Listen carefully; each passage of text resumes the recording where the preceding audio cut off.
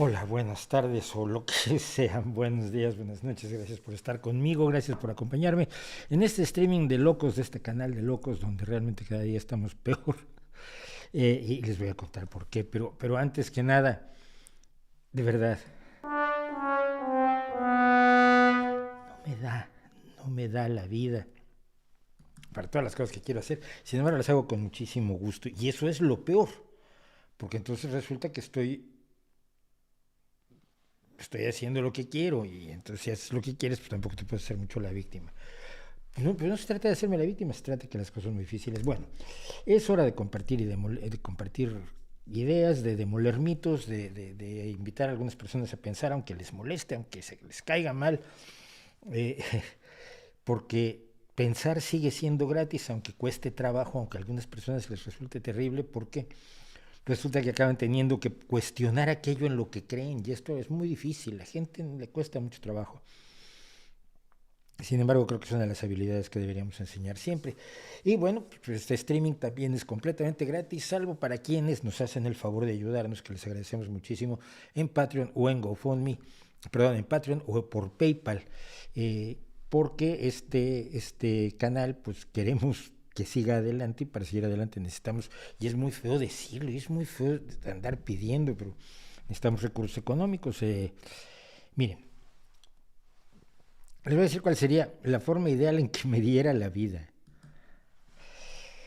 Eh, si alguien me ayudara con la investigación de los gráficos, de las ilustraciones, si alguien me ayudara con la investigación oye, voy a hablar de tal tema, vamos a investigarlo. Entonces, que alguien pues, me ayudara con las investigaciones. Alguien que diseñe las miniaturas de los segmentos y las miniaturas de todo lo que es el canal, de todo aquello que ustedes ven en YouTube antes de darle clic al video, ¿no? Todas las miniaturas las hago yo, las diseño. No soy diseñador gráfico, no tengo ni principios de diseño gráfico. Tengo intuición y cosas que alguna vez me dijeron los diseñadores gráficos con los que trabajé, pero como no tengo para comprar un diseñador gráfico, pues lo hago yo. Y también yo hago la iluminación y hago el audio y luego el audio lo hago mal. Ahora apareció una persona, ya lo comenté la semana pasada, que muchas gracias me, me dijo, oye, mira, en tal banda bájale tantos decibelios a tal, para que se oiga mejor. Yo lo hice, dice que se oye mejor, él es ingeniero de sonido, yo no, entonces le agradezco muchísimo. Eh, no tengo nada, todo esto es la orquesta de un solo hombre y por lo tanto, eso sí, todo lo que sale mal es culpa mía. Eso sí, de eso sí pueden estar ustedes completamente seguros. Y eso pues de alguna manera me imagino que será tranquilizador para algunas personas. Bueno, eh, una cosa más, hemos ido adelante con Ahora Música. Tengo ya más de 30 reacciones grabadas. Hemos publicado 14 a 15 a día de hoy. No sé si a la gente le guste o no. Y este es el grave problema. Que no sé si a la gente le guste o no. Pero porque hemos tenido pocos comentarios y pocas visualizaciones, pero los comentarios son alentadores. A mí me gusta compartir música, punto. Siempre me ha gustado y ahora lo estoy haciendo con esta serie. Hice un canal que todavía no pongo al aire, donde vamos a verter todo esto. Porque son todas estas, y lo aclaro, lo quiero dejar muy, muy claro, nada de lo que estamos haciendo en la serie de Ahora Música, en las recomendaciones musicales, en los comentarios y reacciones musicales, no lo estamos monetizando. Me aburre mucho la idea de poner monetización, sí, para que luego me digan, no, tienes que los del copyright dicen que no, que quieren todo el dinero para ellos. Sí, como no, hombre, que se lo lleven. O directamente que te bloqueen. Me han bloqueado dos vídeos que, por cierto, que no puedes ni siquiera transmitirlos porque no les gusta. Pero los demás dicen, mira, me quedo yo con el dinero y tú sigue publicándolo. Pues muchas gracias. Entonces, no estoy monetizando. Si monetizan los dueños del copyright, que les cunda, me parece muy bien. Además, ojalá llegue algo a los artistas y no sea esto solo para el que publica la música y para la disquera. Pero no están monetizados. Entonces, la forma de apoyar a que siga ocurriendo ahora música y a que se desarrolle todo lo que yo quiero, pues es con su apoyo, con el apoyo de ustedes. Bien, decía yo que he grabado 30 y 32 reacciones. Tengo 200 bandas ya, yo que quiero compartir. Y recomendaciones de otras 70, de gente que me dice, tienes que escuchar a fulanito y tienes que escuchar a mi banda, que también se vale. Hay gente que me dice, oye, tienes que escuchar a mi grupo, yo estoy haciendo música. Pues muy bien. Con la siguiente regla. Si lo que me sugieren me gusta, eventualmente lo comentaré. Si no me gusta, fingimos demencia. Ni ustedes me lo sugirieron a mí, ni yo lo oí, ni pasó nada. Esto fue dos barcos que se cruzan en la noche sin saludarse, porque no, lo que no voy a hacer son comentarios de música que no me gusta. Ya soy suficientemente controvertido, yo creo, aquí y en los vídeos del Rey va desnudo, en los vídeos temáticos de los martes o miércoles, martes estamos tratando de publicar, como para encima entrar en controversias en la música. No voy a tratar de evitar al máximo el tema controvertido en los comentarios musicales. Obviamente, cuando se trata de cuestiones de carácter social, por ejemplo, grabé una reacción a una canción de La Mina, una canción sobre un desastre minero de Kate Rosby, que tiene una de las voces más deliciosas del universo. Y hombre, pues tienes que hablar de lo que ha sido la mina, ¿no? Porque ella tiene una frase preciosa que dice, no bajamos a la mina por amor, bajamos para poner comida en las mesas que tenemos arriba, en la superficie, que es en realidad la vida del minero como la vida del pescador. Entonces, ahí se tienen que comentar las cuestiones sociales que trata la propia música, ¿no? Pero de ahí en fuera no voy a entrar en debates y ni mucho menos. Y me hace mucha ilusión pues lo que está pasando con Ahora Música. Creo que funciona muy bien. Vamos hoy nuevamente a incluir nuestra banderita de Ucrania, porque hubo gente que se enojó con ella, efectivamente. Ay, pues mira, entonces la vamos a volver a poner, porque seguimos con Ucrania. Estoy en mi Twitter además retuiteando todos los comentarios que hace el presidente Zelensky de Ucrania sobre lo que está hablando con los presidentes, primeros ministros de Europa, de otros países del mundo, con los dirigentes de la Comisión Europea y de la Unión Europea, con los que ha estado hablando, mientras se defiende Ucrania como puede, después de que son más de 10 días, cerca de los 15 días de esta invasión brutal e injustificada, de una guerra que Putin creía que iba a ganar muy fácil y que resulta que no es así. Vamos a darle 10 minutos a los comentarios. Se aproximan elecciones en Colombia. ¿Tienes alguna opinión sobre Gustavo Petro? No me he enterado. Y yo sé que me lo han pedido, pero simple y sencillamente no se ha dado. No he tenido tiempo para meterme en el tema de las elecciones en Colombia. Conociendo los antecedentes de Uribe y de la gente de Uribe, pues no, yo espero que gane un candidato de izquierda y luego espero que el candidato de izquierda no sea un barbaján o un cavernario, pero más no puedo decir. Gracias a Giovanna que ya le dio like. ¿De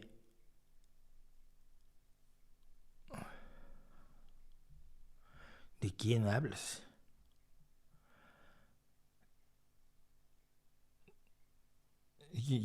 No sé de quién habla, pero bueno, supongo que se están. Pregunta Elena Muñoz, y esta es una pregunta muy interesante. ¿Una sola persona puede apretar el botón nuclear o necesita de otras para poder hacerlo? No. Desde 1962 y precisamente a raíz de la crisis de los misiles en Cuba y de la evidente carrera nuclear en la que ya se habían embarcado Estados Unidos y la Unión Soviética, establecieron una serie de pactos, de reglas del juego.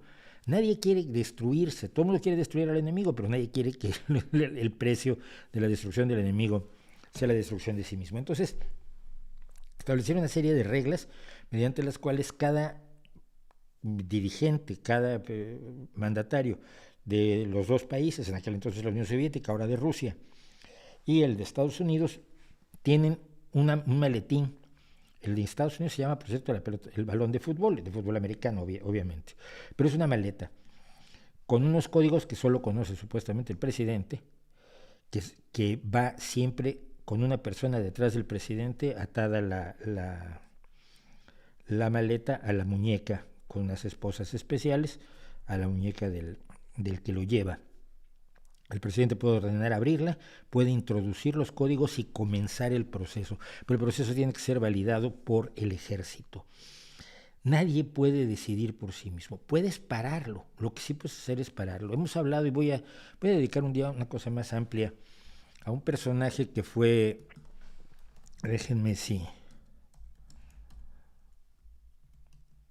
me acuerdo por lo menos de su nombre, porque vale la pena, ¿no? Stanislav Petrov. Stanislav Petrov era teniente coronel de las Fuerzas de Defensa Aérea Soviéticas y en 1983 se desató una alarma nuclear y decía que había creo que eran 3 misiles que iban hacia Rusia, hacia la Unión Soviética. Y Petrov tenía que ordenar el contraataque. Petrov y una serie de personas a su alrededor, y Petrov decidió que no se ordenaba el contraataque. Que si Estados Unidos iba a atacar a la Unión Soviética, no le iba a atacar con 3 misiles, le iba a tirar todo su arsenal nuclear encima lo más rápido posible. Petrov, por cierto, si no vive, murió hace poco, sí, murió a los 70 en 2017 acaba de morir el teniente Stanislav Petrov. Entonces, tenemos ahí un caso, y voy a poner aquí su foto, mira, que la acabo de encontrar. A este señor probablemente le debemos la vida, y se llama Stanislav Petrov. Entonces,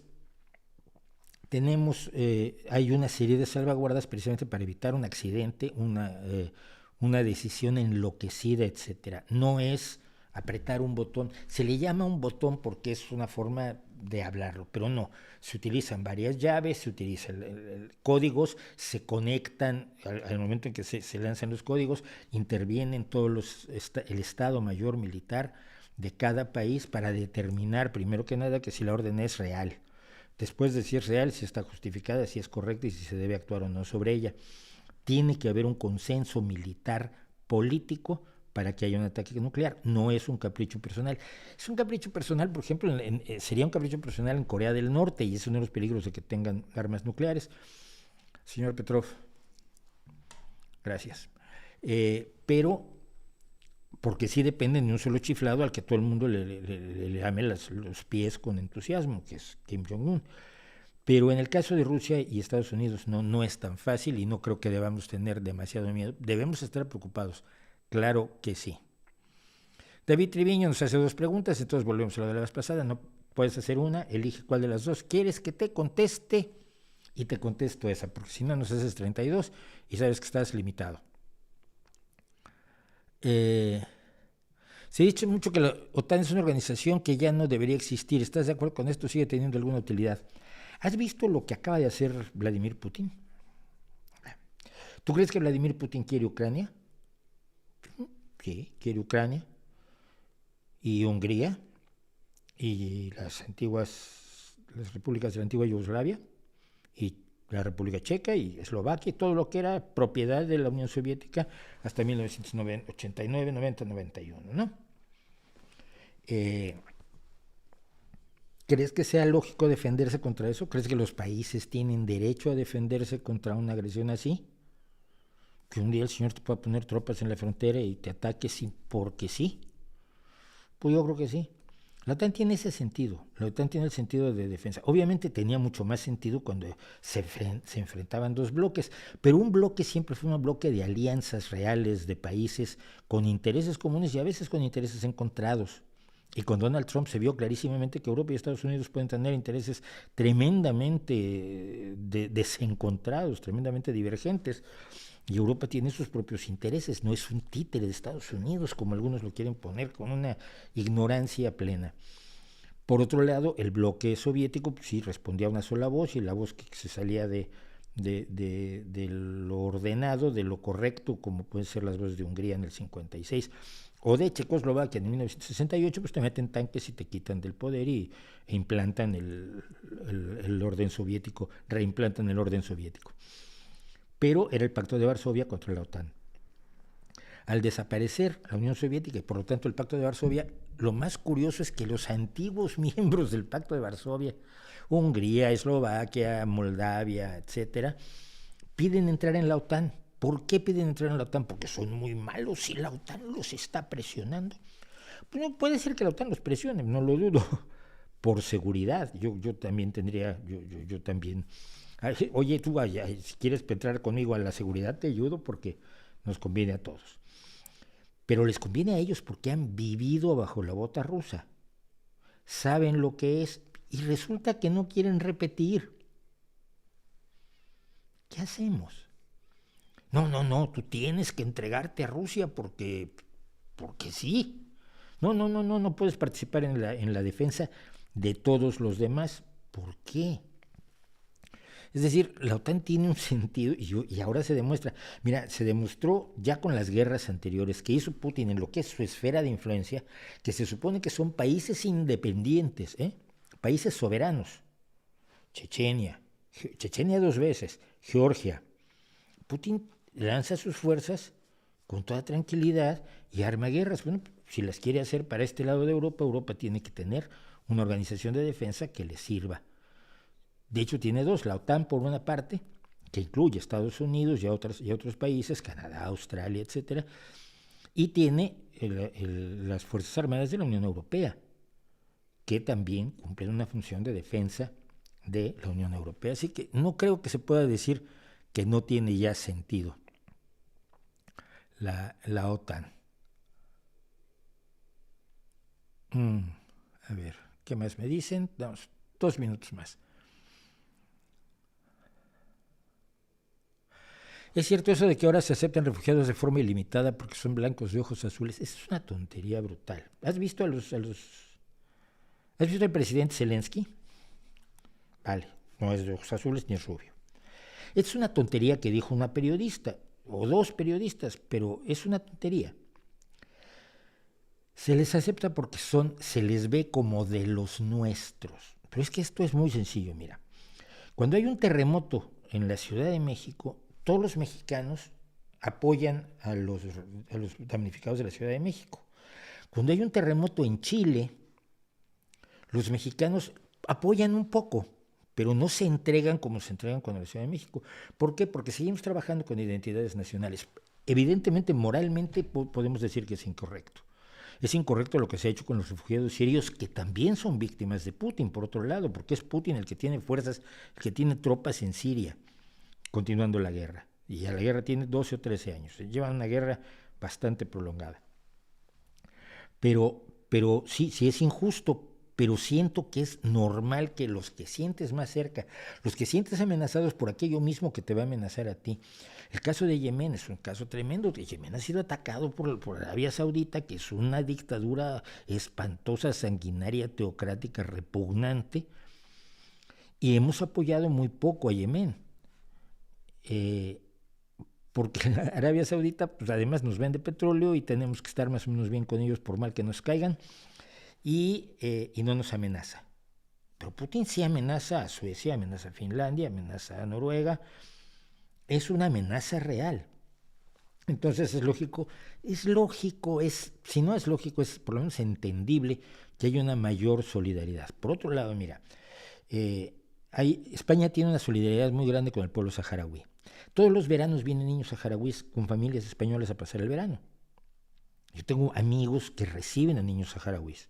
Y tengo amigos que reciben a niños ucranianos que vienen a pasar el verano. Por alguna causa, tanto de Ucrania como del Sáhara Oriental, vienen muchísimos niños que se lo pasan pipa aquí en verano, por supuesto. Muchos de esos niños que vienen aquí ucranianos, que ya hablan español, que tienen a su familia adoptiva o su familia segunda aquí, pues están viniendo ahora para acá. Vamos, que las cosas son bastante más complicadas y dependen de las solidaridades tribales que los seres humanos seguimos teniendo atávicamente. Entonces, reducirlo todo a, es que son unos racistas, no, creo que es más complicado. No quiero decir, por supuesto, que no sería ideal que pudiéramos solidarizarnos con todos con la misma intensidad. Ojalá y así fuera, pero se entiende por qué se dan ciertas situaciones. Entonces, no creo que nadie esté en posición, además, de veras de ponerse a juzgar eso tan duramente.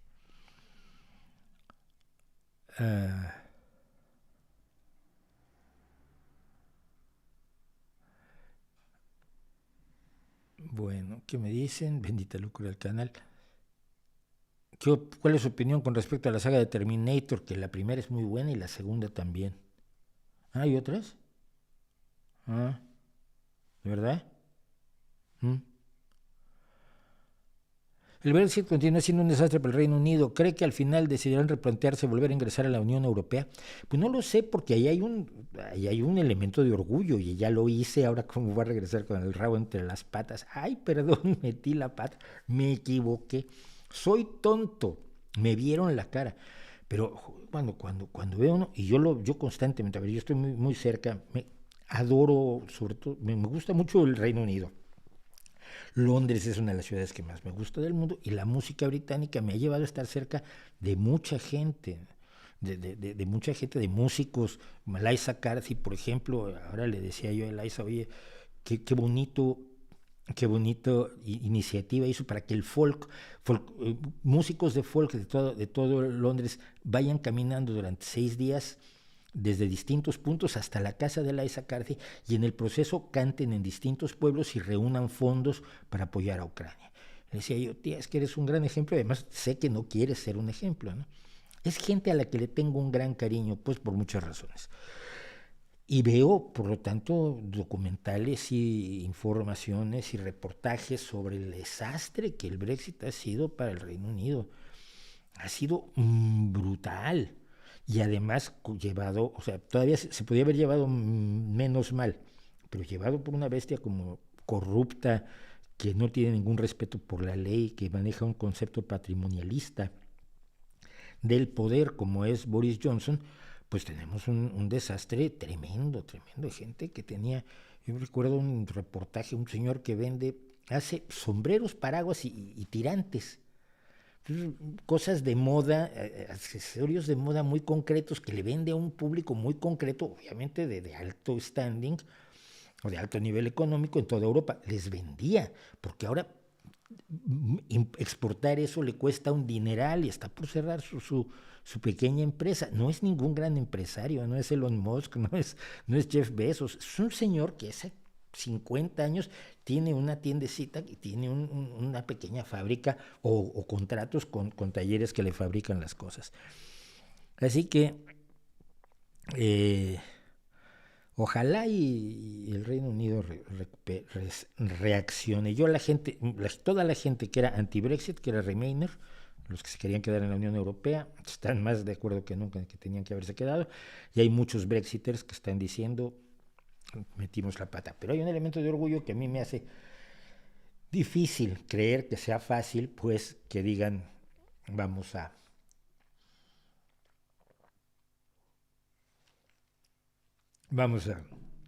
pedir el regreso. Alguna vez lo pasamos por aquí, aquella canción que hizo Iona Five, que es una amiga y joven cantante escocesa, con un grupo también escocés, su carta a Europa diciéndole guárdanos un lugar que vamos a volver. Ojalá y así sea. Milagro el rayo está encendido. No sean sarcásticos.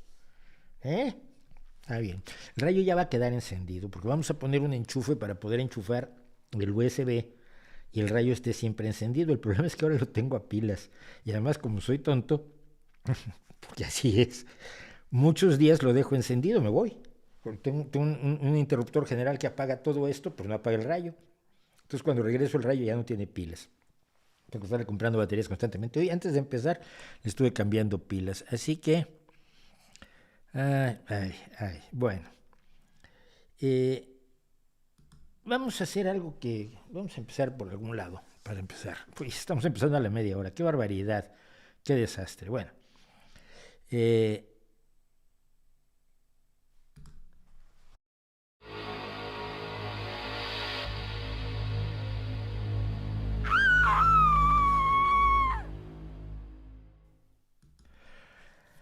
Historias de horror del libre mercado. Miren, últimamente me ha tocado que me caigan por Twitter, porque lo hacen por Twitter además, no les funciona de otro modo, a un montón de libremercadistas de estos que dices tú, oye, pero es que el libre mercado tiene este problema. No, es que eso debería ser libre. Oye, hijo, pues que la venta de drogas debería ser libre.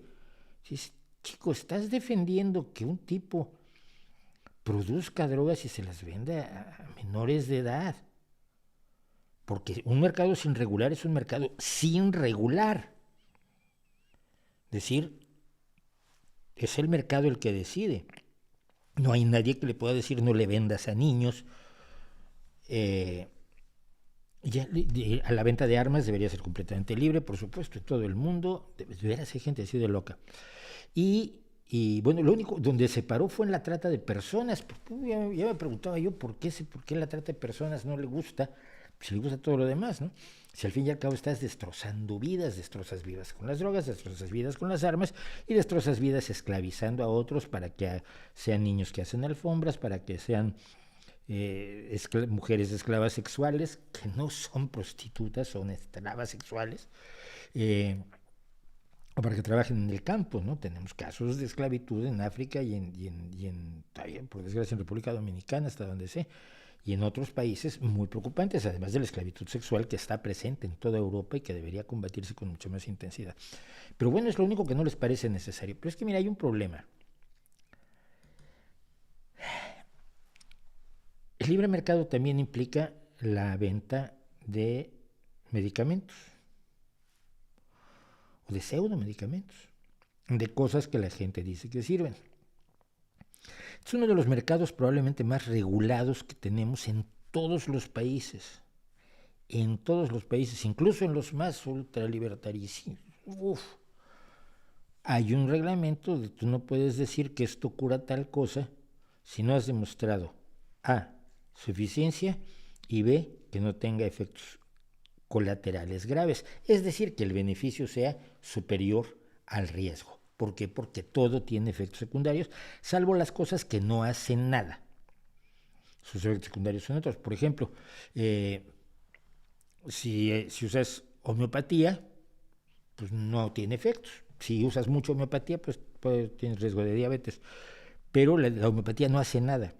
Entonces el único riesgo es que abandones tratamientos que sí son útiles a cambio de un tratamiento homeopático que no va a tener ningún efecto sobre tu enfermedad, porque hemos demostrado que ningún medicamento homeopático, a las diluciones que utilizan los homeópatas, puede tener ningún efecto sobre el cuerpo. Si tienes alimentos para el cáncer, los efectos secundarios tampoco serán muchos, ¿no? Si comes alcachofa, remolacha, naranja, ajo, brécol, manzana, que no me gusta, de ahí me gusta todo, mira, qué rico. Si tú comes esto, pues no tendrás efectos secundarios muy graves, ¿no? Pero salvo que no te atiendas para el cáncer y te mueras de cáncer. Y si utilizas otra cosa que tampoco sirve para nada, que es la acupuntura, el único efecto colateral puede ser que se pase de entusiasta el acupuntor y te llene de agujas y acabes con agujas en los pulmones o en el hígado, como le has pasado a algunas personas, pero en la mayoría de los casos no hace nada. No hace absolutamente nada la acupuntura. Pero, ¿tiene alguien derecho a vender esto como si fuera beneficioso para la salud? Deberíamos defender, como defienden los libremercadistas, que no haya ninguna regulación en el mercado de la salud. Las historias de horror del libre mercado en ese sentido son aterradoras. La multitud de personas que han muerto por no atenderse. Y no hablamos de gente común y corriente de esta, como uno que anda por la calle y nadie lo saluda. Estamos hablando de Steve Jobs, por ejemplo. Estamos hablando de gente que le ha entregado su vida a una creencia sobre salud que le ha costado la vida. O le ha costado tener efectos gravísimos. Todas las historias de gente que resulta dañada por el uso de pseudomedicinas, de falsas medicinas, de lo que llaman medicina alternativa, que no es alternativa a nada.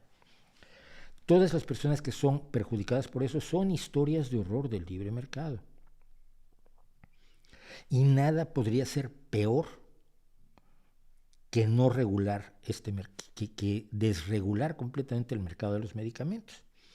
Y esto lo querían hacer los Chicago Boys, que por cierto, Milton Friedman, que por cierto es el que escribió el ensayo El neoliberalismo y sus perspectivas, pues los neoliberales dicen que ellos no se definen como neoliberales porque eso lo inventó la izquierda, que no, que el neoliberalismo no es cierto. Es una palabra que les han endilgado. No, no es cierto. Hay un ensayo de 1952 de Milton Friedman donde dice cómo debe ser el neoliberalismo, que es la recuperación del capitalismo, la laissez-faire. La laissez-faire es dejar hacer, dejar pasar, la desregulación absoluta de todas las actividades económicas y que éstas se regulen solas con... Ah, por cierto, esta ya la encontramos el otro día. Un segundo.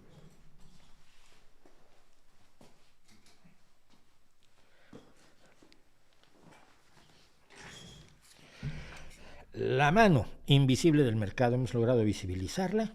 Tenemos aquí la mano invisible del mercado, con la sangre de los casos de horror que tiene. A ver, que no todo el libre mercado es horroroso, pero el mercado tiene que estar regulado por las sociedades y los estados. Entonces tenemos, aquí luego haremos que corra un poco por aquí. Salude la mano invisible del mercado. Bueno, pues lo que decía Milton Friedman, y hay un video de él que en YouTube mismo lo pueden consultar, donde está frente a la Agencia de Medicamentos de Alimentos y Medicamentos, diciendo esto debería cerrarse y que se regulen por el mercado. Es decir, la gente toma un montón de mejunjes, de pócimas, de remedios, de cosas que le recomiendan, de medicamentos que hacen las farmacéuticas y que los tiran al mercado sin que nadie los controle. Y bueno, ya la gente va viendo quiénes se mueren, quiénes no se mueren, y entonces va eligiendo y decidiendo por la vía del mercado, comprando o dejando de comprar, cuáles son los medicamentos que se quedan en el mercado. Lo cual a mí me parece absolutamente delirante, porque tú no puedes opinar así sobre algo de lo que careces de todo conocimiento. Es como elegir cómo construir los aviones en base al mercado. Es decir, ¿qué es lo más barato? ¿Cómo sabes que no se va a caer un avión? ¿Cómo sabes de ingeniería para tú como comprador de un billete de avión si te dicen, pues puedes usar este avión, no puedes usar este es más barato? Pues ya, el más barato es el mejor, ¿no? Si te mueres, pues ya los que vienen después de ti dirán, no, ese avión no, porque se caen.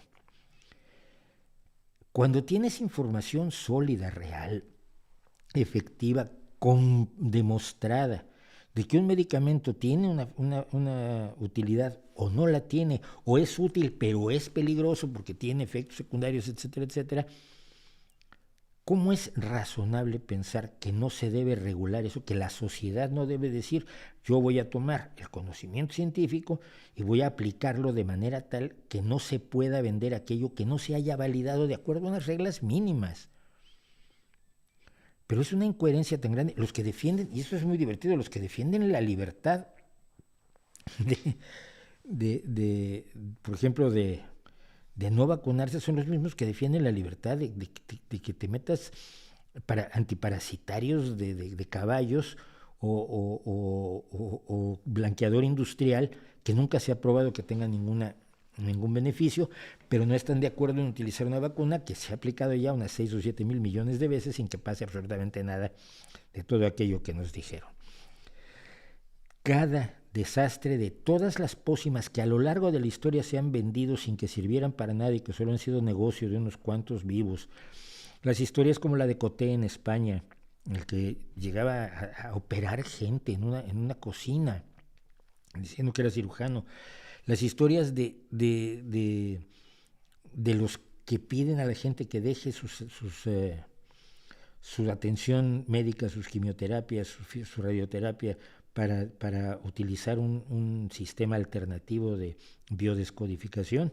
Por cierto, les recomiendo mucho, a ver si lo pongo en la descripción, un reportaje que ha hecho Fernando Cervera junto con Javier Cabanillas, donde se fue a fingir enfermo de cáncer a ver cómo actúan realmente estos desgraciados asesinos.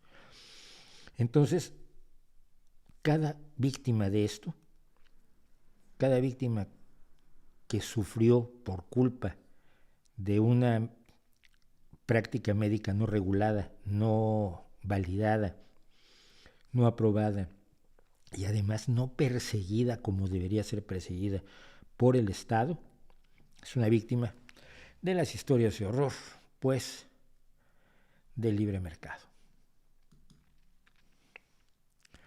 Ya se enojó más gente conmigo, ¿verdad? Si no pude ni...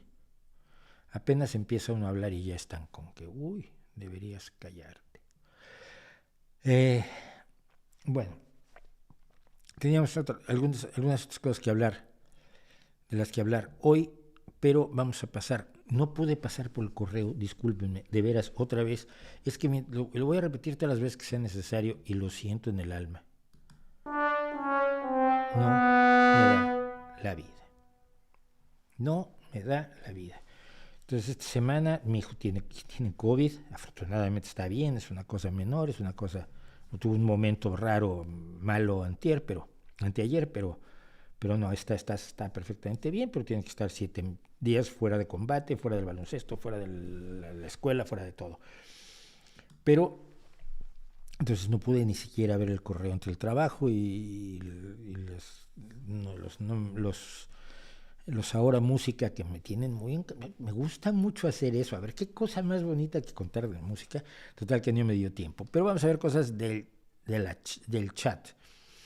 César Alcázar, ¿qué piensa del Perú, su política y su gente? ¿Qué aspecto tenemos para otros países? Pues yo tengo amigos peruanos y parecen gente, no tiene nada de particular. Castillo se ve extravagante y excéntrico, pero hay que ver sus políticas y yo no he tenido oportunidad de meterme en sus políticas.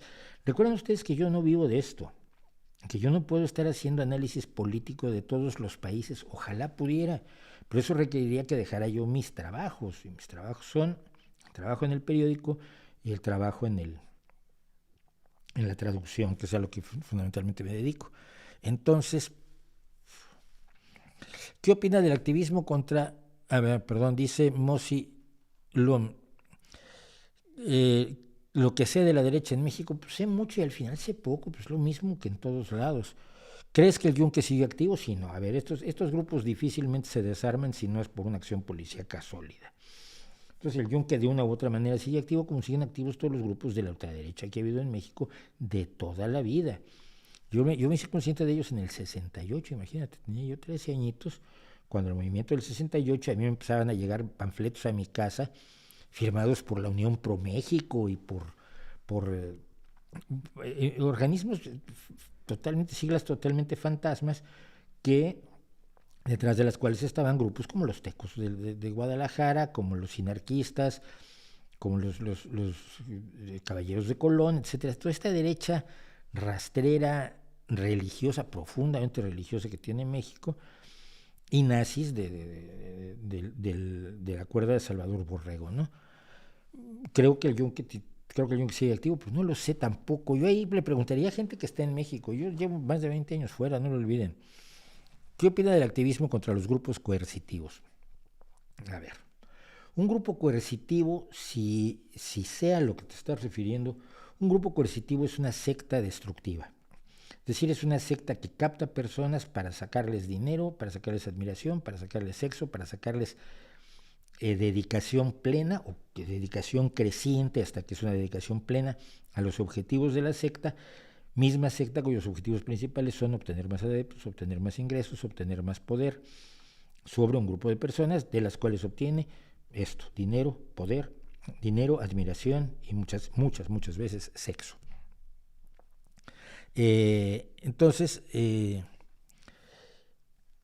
este tema estalló en los años 70 más o menos, cuando los gurús orientales llegaron a poder llegar para hacerse parte de Occidente, o los gurús al estilo oriental. Entonces tenías gente que te vendía la verdad por todos lados, desde la Dianética y Cienciología, que sí era de fabricación totalmente estadounidense, hasta los Hijos de Dios, yo los recuerdo muy activos en México, los Hare Krishnas, que recuerdo muy activos en México, eran pesados como cargar una vaca, qué cosa más fea. Y los distintos, los Sanyasín de Osho, y todos estos grupos de gente que estaba totalmente entregada a un líder, cuyo ejemplo más aterrador, por supuesto, fue la familia de Charles Manson, ¿no? Todos se caracterizan por lo mismo, un líder carismático, un líder que dice tener la verdad. Primero dice que tiene información privilegiada, luego dice que tiene la verdad y al final siempre resulta que es Dios. Por alguna causa, o es Jesucristo o es Dios. Lo tienes con Jim Jones, lo tienes con David Koresh, lo tienes con Charles Manson, lo tienes con el Ron Hubbard. Es decir, siempre están tan cerca de Dios que son casi Dios. El Sai Baba, por cierto, tenía otra secta interesante. La lucha contra estos organismos, contra estos grupos coercitivos es fundamental, es de higiene básica para una sociedad. Porque creo que un elemento que hay que tener en cuenta, que sustenta por qué la lucha es tan importante, no es que la gente quiera entregarse y se entrega, es que cualquiera en un mal momento puede hacerse parte de un grupo así. Cualquiera que necesite cariño, calidez, apoyo humano, puede ser captado por una secta fácilmente. No importa que sea licenciado, doctor, postdoctor, 16 postdoctorados en las cosas más inteligentes del mundo, porque no es una cosa de inteligencia, sino de emocionalidad. Y esto se demuestra muy fácil con el caso de la secta de Aum Shinrikyo, cuyo líder, por cierto, fue finalmente fusilado o ahorcado en Japón hace pocos meses. Pero la secta Aum Shinrikyo, la que puso el gas sarín en el metro de Tokio, tenía entre sus filas a físicos nucleares y a químicos que fueron los que desarrollaron el gas sarín en los laboratorios que tenía la propia secta de Aum Shinrikyo. Entonces, precisamente por eso, porque su depredación no es sobre la ignorancia, su depredación es sobre las escaseces o las carencias emocionales de las personas, es por lo que deben ser perseguidos. Mira, yo tuve la segunda vez que a mí la cienciología me persiguió horrorosamente en México fue a raíz del terremoto de 1985. El terremoto de 1985 yo pertenecía como aspirante a patrullero al Socorro Alpino de México. Pero cuando el Socorro Alpino de México decidió que solamente se iba a dedicar a hacer rescates donde fueran necesarias las habilidades de escalada que supuestamente teníamos o que yo estaba desarrollando, pedí permiso de retirarme y dedicarme a otro tipo de cosas. Yo estuve en donde está la reproducción de la fuente de las Cibeles en México, en la colonia Roma, y allí se puso una base donde acopiábamos material y lo distribuíamos a los lugares donde se estaban haciendo rescates y a donde había personas desplazadas que necesitaban comida, necesitaban mantas, necesitaban toallas sanitarias. Bueno, yo ese día descubrí la importancia de las toallas sanitarias. Eran mucho más urgentes a veces que la comida, la higiene femenina. Medicamentos, etcétera. Yo me acuerdo que gente como Luis Carbajo se arriesgó a decir en televisión, a pedir en televisión los sopletes que necesitábamos para un rescate y me los consiguió. Quería yo muchísimo a Luisito Carbajo. Pero moviéndome yo entre lugares donde había desastres y donde había heridos y donde había personas que habían fallecido, me encontré con que los de la cienciología se habían dedicado a meterle a todas las víctimas vivas una tarjeta en el bolsillo diciendo que ellos los habían ayudado porque utilizaban las técnicas de la cienciología para ayudarlos. Entonces, si sobrevivían, quizás era por ellos, quizás que se pusieran en contacto con ellos cuando sobrevivieran. Esto a mí me pareció aterrador, lo publiqué en el periódico Excelsior y se me echaron encima, pues, como suelen hacerlo, como hienas en cocaína, ¿no? Pero bueno, entonces yo creo que es muy, muy importante y creo que en este momento lo que aprendieron los grupos coercitivos, lo que aprendieron las sectas es que había que ser un poco menos visibles de lo que fueron en su momento la cienciología, los hijos de Dios, los Hare Krishnas, etcétera, y bajaron el perfil. Y entonces es más difícil localizarlos actualmente. Y hay estados que no tienen simplemente mecanismos para detectarlos y perseguirlos, y es una pena. Gracias a Raúl Lefranc. Hablamos, si me ayudas con las miniaturas, porque yo no sé si la logística va a ser más complicada que lo que yo hago, que es inventármelas a toda velocidad con las fotos que yo mismo me tomo y con una lógica más o menos gráfica que tengo, que parece que no es tan mala, pero que definitivamente no es profesional. ¿Qué opinas de la... Antonio Grael me pregunta qué grupos me bloquearon. Me bloquearon un video de Sonny Boy Williamson II, filmado en Suecia en 1965, que me pareció rarísimo, y un trío de grandes músicas que es Wildwood King. Fueron los dos que me bloquearon, no sé por qué. Voy a tratar de hacer cosas de Sonny Boy Williamson y de Wildwood King, porque me parecen buenísimos. Sonny Boy Williamson es una leyenda, por supuesto. ¿Qué opinas de la tercera vía de la socialdemocracia y de Tony Blair? De Tony Blair tengo una opinión bajísima, porque la tercera vía podía tener cierta lógica en un momento dado, pero no llevada como se llevó. Es decir, no entregándote al socialliberalismo y al libremercadismo, ¿no? Creo que la promesa neoliberal le vio la cara a algunos socialdemócratas, y Tony Blair definitivamente es un desastre fue un desastre además para el laborismo, como ahora lo está haciendo todavía Jeremy Corbyn, porque en el Reino Unido el laborismo está a todo efecto práctico desaparecido. ¿Ha leído La ruta del hielo y la sal de José Luis Zárate? Y si sí, ¿qué opina? Sí, sí la he leído. ¿Qué opino? José Luis Zárate, a ver si queda claro, es probablemente el mejor narrador que hay en México en este momento, y la gente no está enterada. Y es el mejor narrador desde que hizo La ruta del hielo y la sal, desde que hizo Santo Novelucha Libre, pero como cuentista es lo más impresionante que hay en México en los últimos 20 años. Yo lo conozco ahora, ¿qué? 40 a José Luis. Le tengo un gran respeto como escritor. Y en este momento, si quieren disfrutar su literatura, busquen José Luis Zárate con un patito de hule. Su símbolo es un patito de hule en Twitter. Se dedica a hacer cuentos de 140 caracteres y es magistral. De todos mis amigos escritores, que tengo un montón de amigos escritores, así como el que hace las mejores novelas históricas es Gisbert Haefs, que es alemán, el mejor cuentista de cuentos, sobre todo cortos, es José Luis Zárate. Y mira que conozco gente del nivel de Angélica Gorodischer, que acaba de morir, por supuesto, don Edmundo Valadez, que fue mi mentor e impulsor en el periodismo, pero Zárate juega en otra liga. Se los recomiendo enormísimamente. Queremos hacer sus vídeos más virales, los compartiremos en grupos cristianos. Sí, por favor, sobre todo si hay gente que quiere hablar sobre el tema, porque generalmente lo que quieren es regañarte, reñirte, decirte que estás equivocado, o los que más me gustan de los cristianos que comentan mis vídeos, los que más me gustan son los de: pero ya te vas a morir y cuando veas a Dios te vas a dar cuenta que estás equivocado, pero te lanzará a los infiernos, jajaja, y dicen: esto es la caridad cristiana. Pues no quiero yo ni un gramo de eso. Pero sí, algunos se saborean enormemente la futura condenación al infierno que voy a sufrir yo, y me parecen divertidísimos. Bueno, ¿qué opino? Mira, tenemos un imbécil. Ay, Dios, ¿para qué? Bueno. Jonathan Mercado Cortegana, ¿qué opina de Steven Pinker? Es un tipo brillante, es un tipo sensato, es un tipo políticamente además bien ubicado, que no ha caído en la trampa de la ultraderecha, a la que caen muchos cuando se decepcionan con lo que está haciendo parte de la izquierda, que es muy decepcionante. Y sus libros me parecen extraordinarios. En este momento estoy leyendo Racionalidad. Yo leí los... a ver, ¿cuál fue el anterior?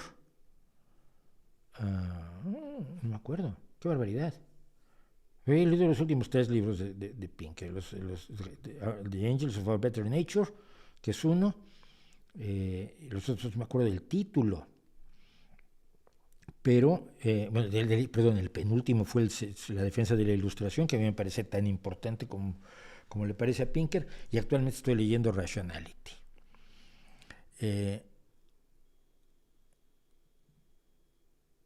Así que recomiendo muchísimo la lectura de Steven Pinker, y recomiendo muchísimo la lectura de Steven Pinker junto con todo el trabajo que se está haciendo en el grupo Our World in Data, Nuestro Mundo en Datos, porque es el que sustenta todo lo que dice Pinker.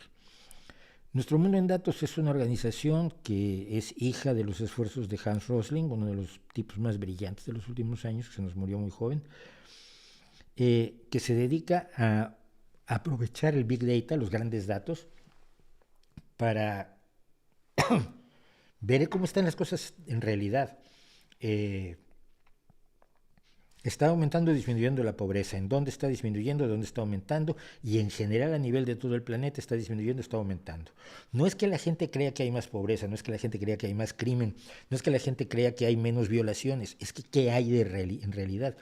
Y tienen un esquema de captación de datos de todo el mundo que vierten en forma gráfica, además muy didáctica, que nos dice realmente qué está pasando en el mundo en las en el terreno de la COVID de los últimos 2 años.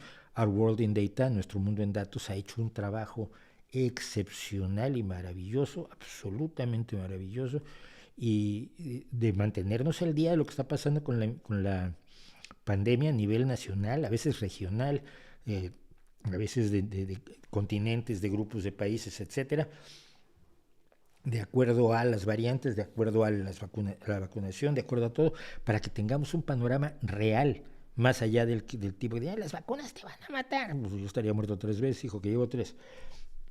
Y lo único que conseguí fue que mi COVID fuera muy leve. Mi hijo lleva 2 y su COVID es muy leve también. Así que Pinker, junto con el World in Data y otros racionalistas que están manejando datos, no pasiones, me parecen fundamental.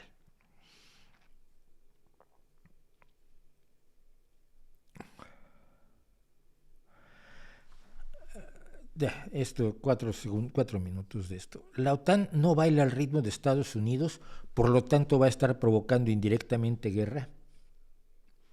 A ver, la OTAN nació para evitar la guerra.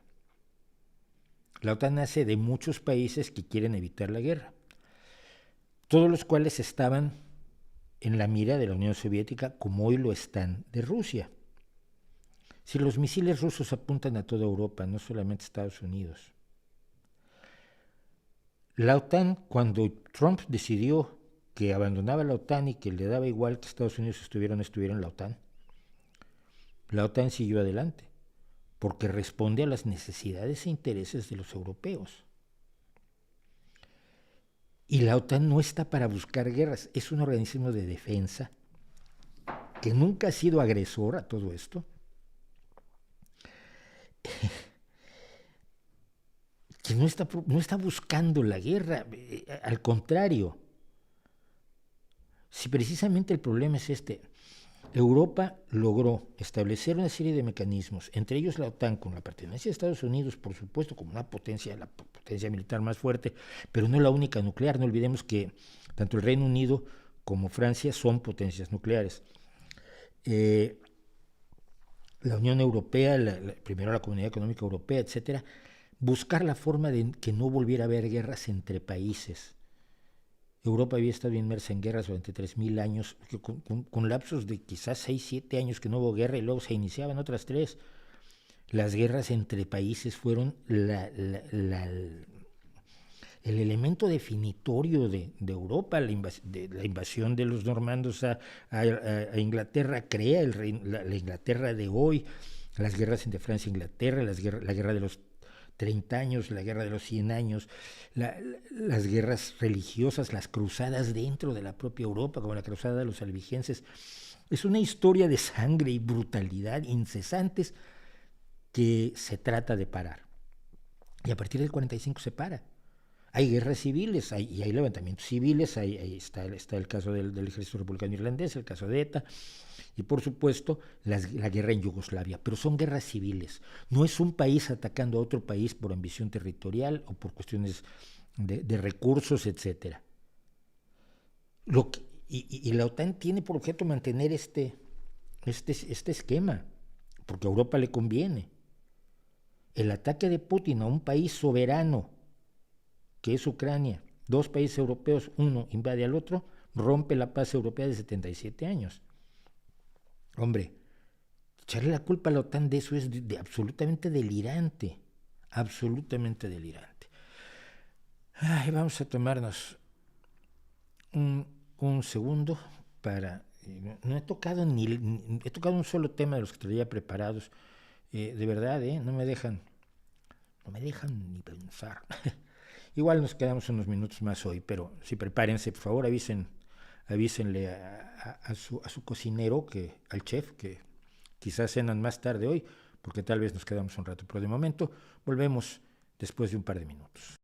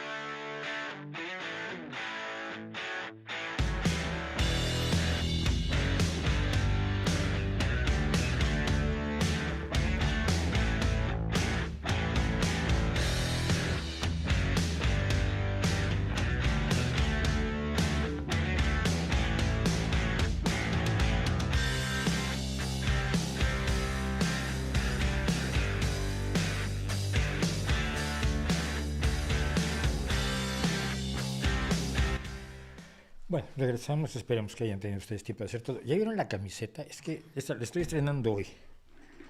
Y es sobre la canción de los Rolling Stones, I know it's only rock and roll, but I like it. Ya sé que solo es rock and roll, pero me gusta. Es una de las camisetas más bonitas que he tenido, la verdad.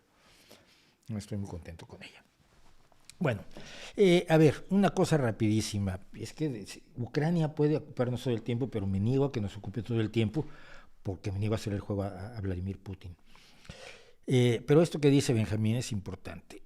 ¿Qué opinas sobre el coqueteo de la administración Biden con la dictadura de Maduro? Yo no veo coqueteo. Mira, se le compraba gas a un dictador autoritario que lleva 20 años enquistado en el poder porque tiene gas. Se llama Vladimir Putin. Del mismo modo que se le compra petróleo a una teocracia horrorosa, sanguinaria, brutal, violadora de los derechos humanos como es Arabia Saudí, que mantiene en la cárcel a Raif Badawi, a quien yo llevo años defendiendo, cuando ya terminó la condena de 10 años que se le había impuesto a Raif Badawi y debería ser liberado de acuerdo con la propia sentencia que se le dio. Su familia hace mucho tiempo huyó de Arabia Saudí, se encuentran su esposa y sus 3 hijos en Canadá, cuentan con todo el apoyo del gobierno canadiense y con muchas personas como yo que luchamos por la defensa de ellos, porque ella, que es Ensaf Haidar, pueda hablar en nombre de su marido y luchando para que se libere a Raif Badawi. Pero les compramos petróleo porque son los que lo tienen. El problema es que si tú necesitas pan y el panadero, el único panadero de tu pueblo es del partido nazi, le vas a tener que comprar el pan esperando que algún día se lo lleve el tren. Pero tú tienes que ponerle pan en la mesa a tus hijos. Necesitamos el petróleo, necesitamos el gas y lo compramos al que lo tiene, no al que no lo tiene. Si tú tienes algún país que te guste, que te parezca correcto, que esté lleno de petróleo y gas donde se le pueda comprar, pues hombre, dinos que se puedo garantizar que vamos a ir para allá. Cuando se decide boicotear el petróleo y el gas ruso, resulta que necesitas sustituirlo. Y el único que tiene petróleo, que en este momento además no está vendiendo lo que vendía antes a Estados Unidos, es Venezuela. Entonces tú vas no a coquetear con el régimen, vas a comprar un producto que necesitas. Con un régimen al que puedes detestar, como puedes detestar, ya no digo al panadero nazi, pues puedes detestar al peluquero porque vota un partido que no te gusta, o puedes detestar al mecánico que te arregla el automóvil porque le va a un equipo que no te gusta a ti. Y eso no es coquetear con sus creencias ni con sus acciones, es actuar de acuerdo a lo que necesitas. Quienes se ponen en estos niveles de ultramoralismo no lo pueden sostener porque es insostenible, porque la vida no funciona así. Estados Unidos necesita el petróleo, y si no se lo compra uno, se lo compra otro. Y si los únicos que venden petróleo son dictadores aterradores, ¿qué haces? Ahora otra cosa. Estados Unidos está creciendo un movimiento para la independencia energética. Si hay independencia energética de Estados Unidos, muchos de estas dictaduras estallan. O sea, yo llevo años diciendo esto.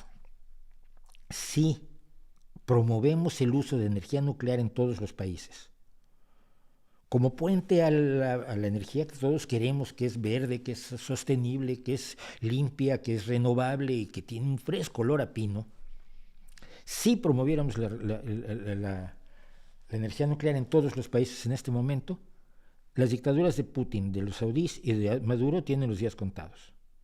Porque viven de eso. Viven de la necesidad de otros, de los productos, de las materias primas que ellos tienen. En vez de estar siendo explotados por sus materias primas, como se supone que es el dogma, lo que están haciendo es usar sus materias primas para mantenerse en el poder. Si algún día se logra la fusión nuclear, están hundidos. Desaparecen. Y ahora se viene a descubrir, curiosamente, que grupos rusos han estado cabildeando y financiando a los verdes europeos para que los verdes europeos luchen en contra de la energía nuclear en Europa. Qué raro, qué inesperado, qué sorprendente. Obviamente, lo único que puede querer Putin es que sigamos dependiendo de su gas y de su petróleo. Y lo único que debe intentar hacer Europa, como tiene que hacer Estados Unidos, es no depender del gas y petróleo de gente que, además de que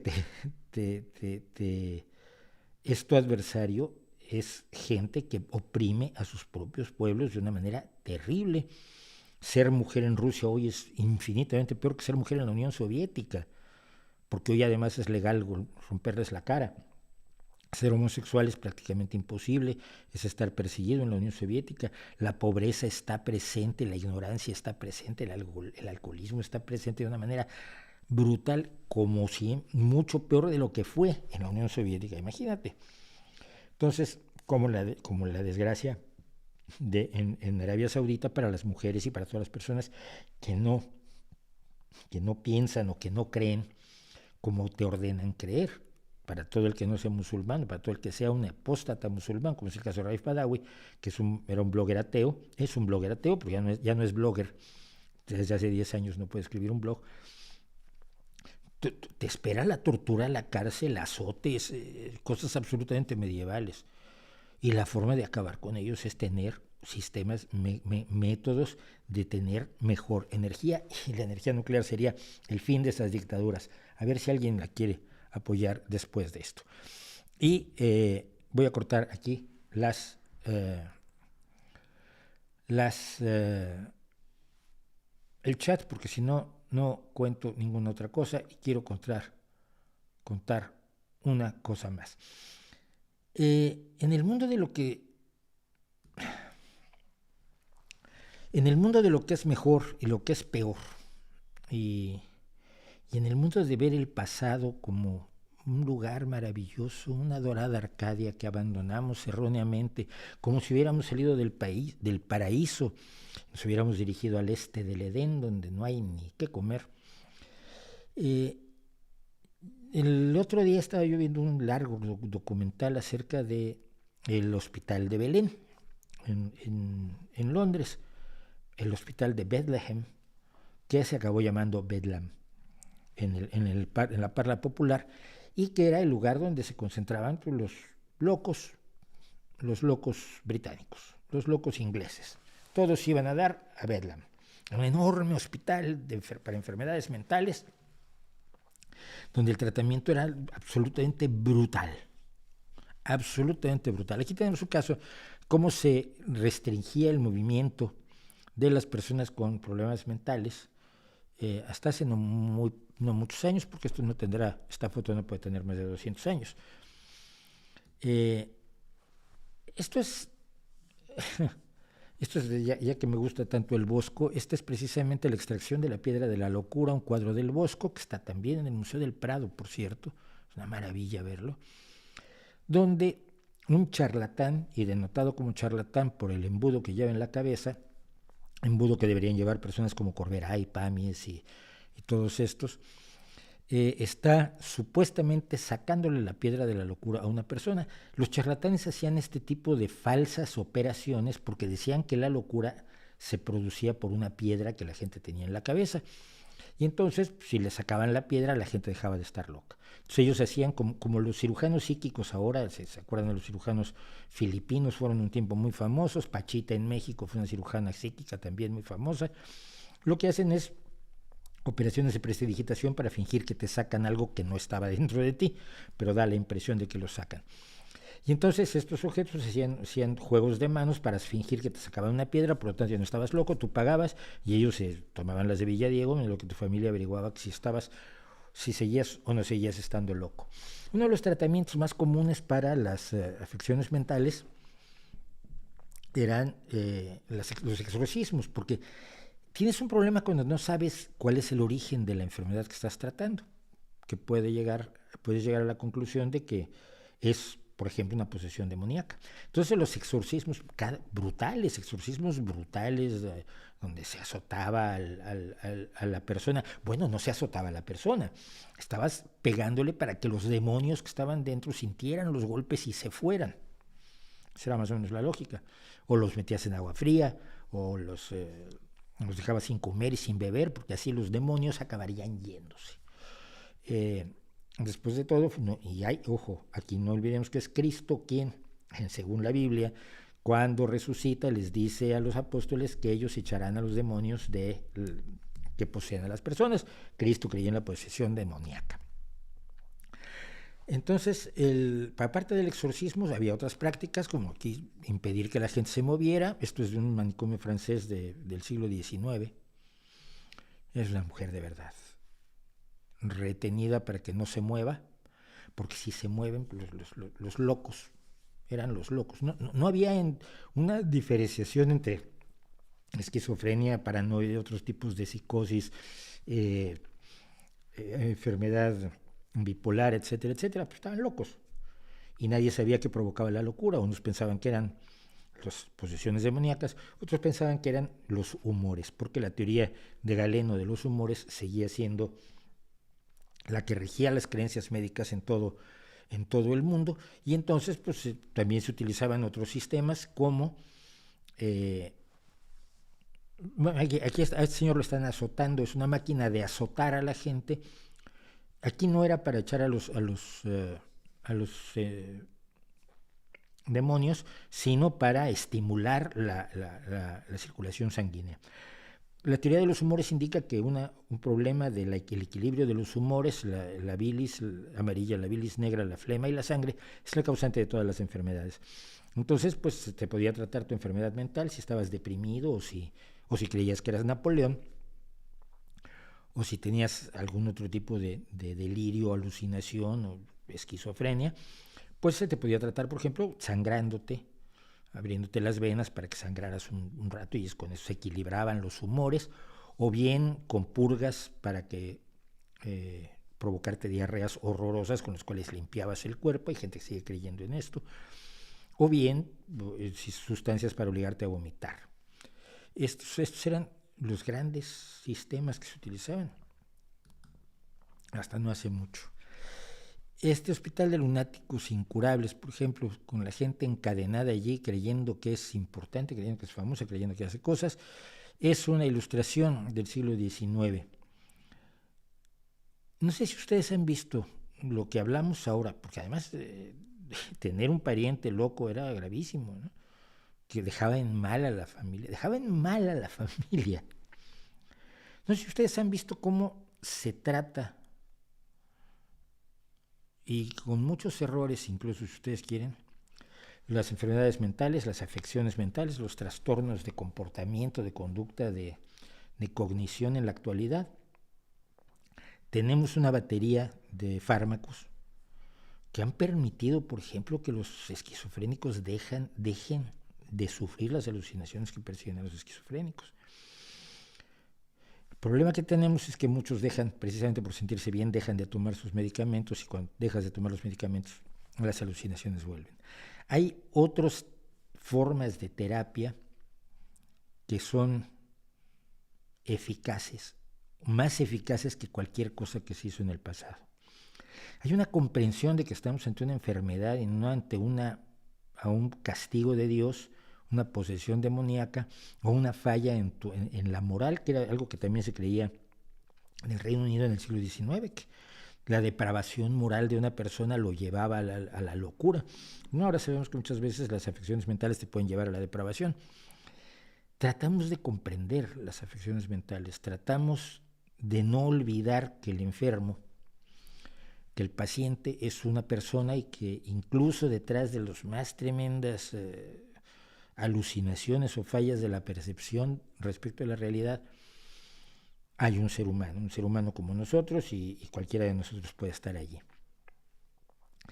A raíz de este documental tan aterrador que vi de Bedlam, me quería compartir pues esta pequeña reflexión porque es otro de los elementos para que me interesa echarla en cara a aquellos que dicen, pues no, vivimos un tiempo horrendo, esta es una temporada horrorosa, qué barbaridad, nunca había estado tan mal la humanidad como lo está en el terrible siglo XXI.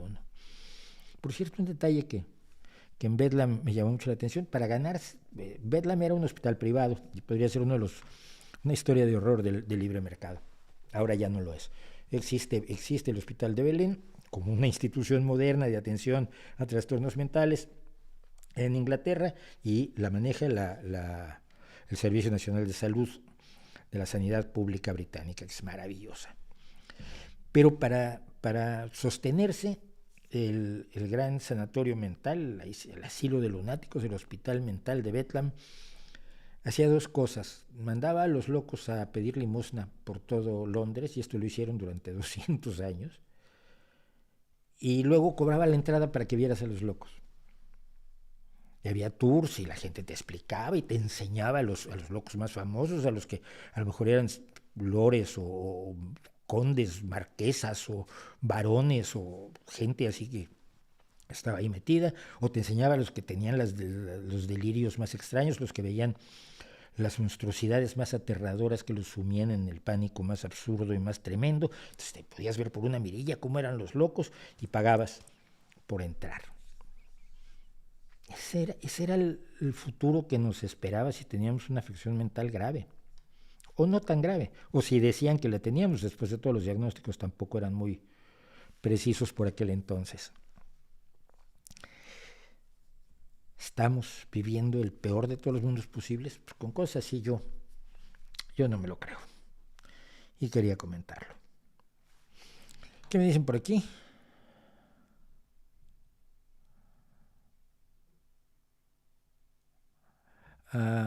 En Colombia se aprobó la despenalización del aborto hasta la semana 24.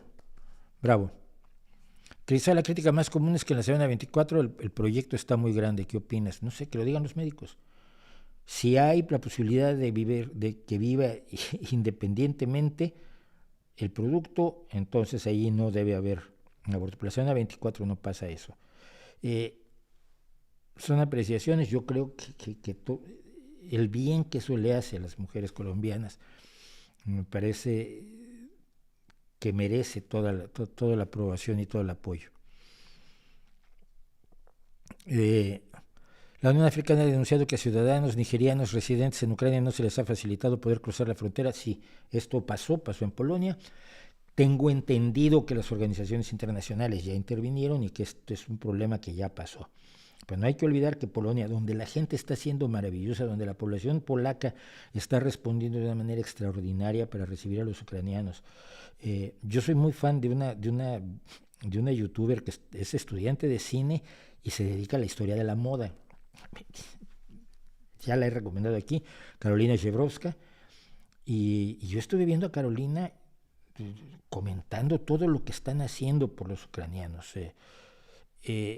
Pero el gobierno polaco es un gobierno de ultraderecha. El primer ministro polaco es Víctor Orbán, es un hombre de ultraderecha, nacionalista, exclusionista y racista. Entonces, esto evidentemente es una decisión de gobierno, pero como digo, ya han entrado las autoridades, las organizaciones internacionales a resolverlo.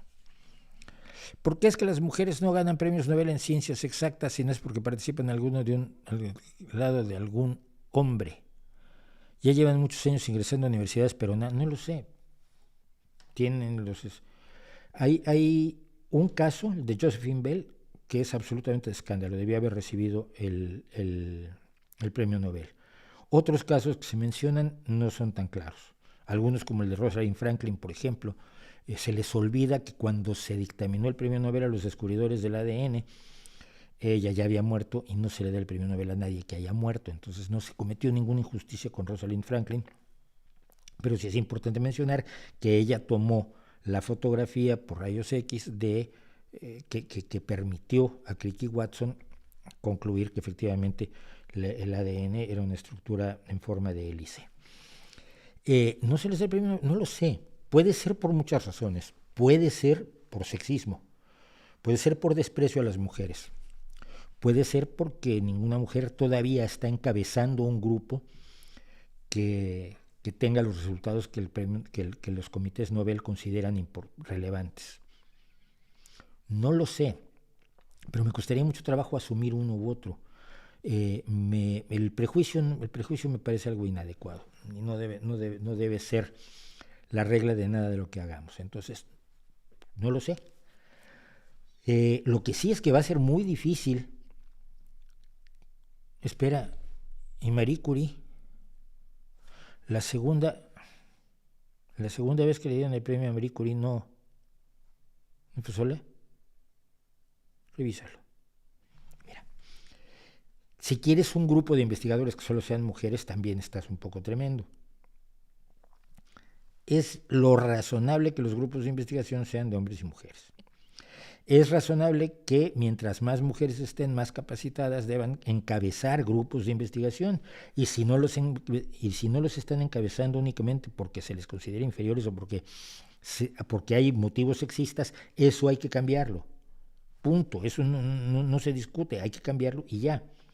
Pero no sé si es el caso y no voy a concluir de esto.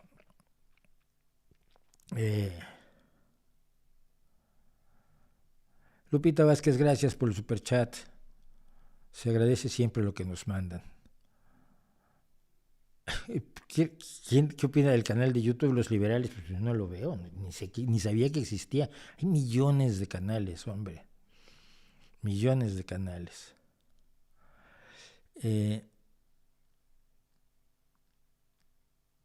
Aquí hay una buena pregunta.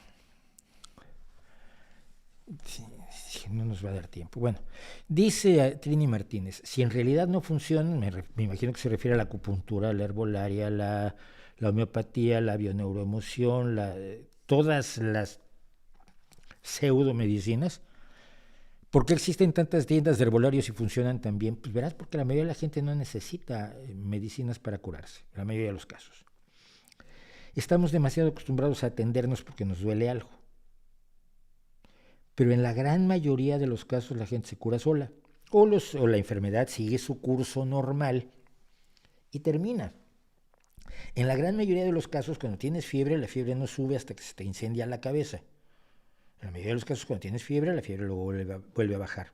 En la mayoría de los casos, cuando te duele el estómago, no te duele el estómago hasta un momento en que sientas que te están arrancando las entrañas. El dolor de estómago llega a un límite y luego empieza a bajar. Lo mismo pasa con la mayoría de las afecciones que tenemos, otras no. Evidentemente, cuando tienes un tumor, el tumor va a crecer hasta que te mata. Ahí es donde necesitas a la medicina. Si tienes una hipertensión, la hipertensión va a seguir allí y te va a matar antes de lo que deberías morir. Entonces, si no tomas como yo una pastillita todos los días y ya estás, te salvan 10 años de vida.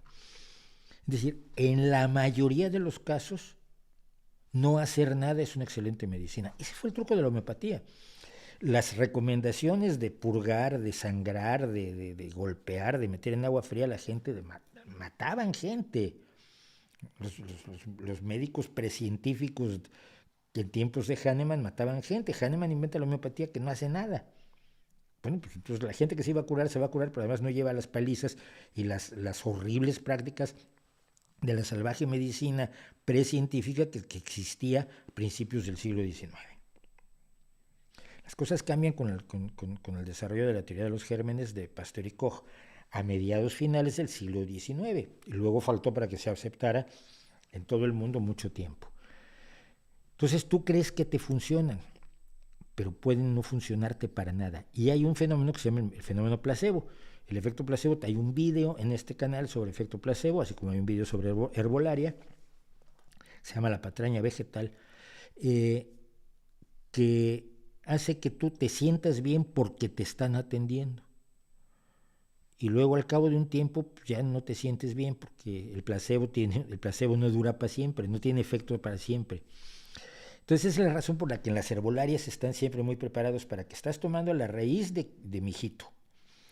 Y después de 13 semanas de comprarles la raíz de mijito, llega la señora y te dice, uy, no, es que fíjese que ya no me está funcionando.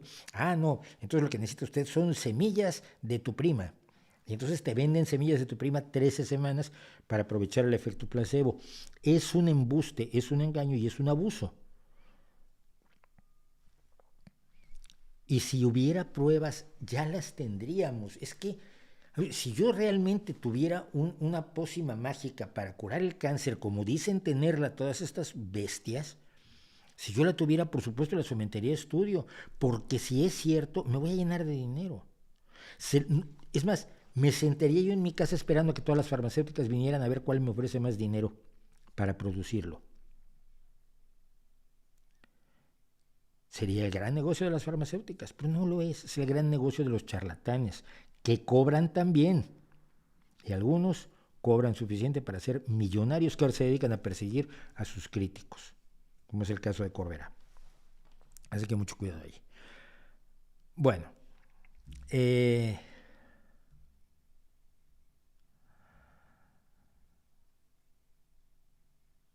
quiero hablar de un personaje que a mí me cae muy bien,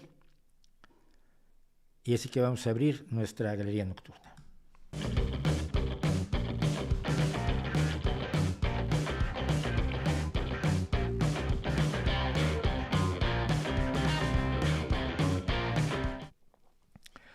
Bueno, no sé si ustedes conocen a este señor. Tiene un aire, ¿no? Este señor, claro, viendo el nombre saben quién es, pero si hubiera yo presentado, que era mi idea original, lo debo decir, simplemente esta fotografía de este señor con su papelito en la mano y su cigarrillo en la otra, nadie sabría quién es. Pero efectivamente es Maurits Cornelius Escher y es uno de los artistas gráficos más importantes del siglo XX. Y lo peor del asunto es que es un personaje tan enormemente influyente que es increíble que no se le conozca Y es increíble además que todo lo haya hecho como artista gráfico y no como un artista plástico, que es como yo creo que se le debería considerar, de altos vuelos. Él era un artista gráfico holandés, nacido el 17 de junio de 1898 y que murió el 27 de marzo de 1972. Hizo trabajos inspirados en matemáticas, litografías, gilografías, es decir, grabados en madera y mezzotintas. Pese al interés popular que siempre despertó en el mundo del arte, siempre se miró a Maurits Cornelius Escher como alguien inferior, incluso en Holanda. Él decía que no era matemático, de hecho había intentado estudiar arquitectura, pero no pudo, y parece que tenía problemas con las matemáticas, pero interactuó con matemáticos muy famosos como George Polya, Roger Penrose, Harold Coxeter y el cristalógrafo Friedrich Haga. Hizo su propia investigación en un fenómeno muy peculiar que es la teselación, es decir, la forma de hacer mosaicos de diferentes formas que engarcen todos correctamente.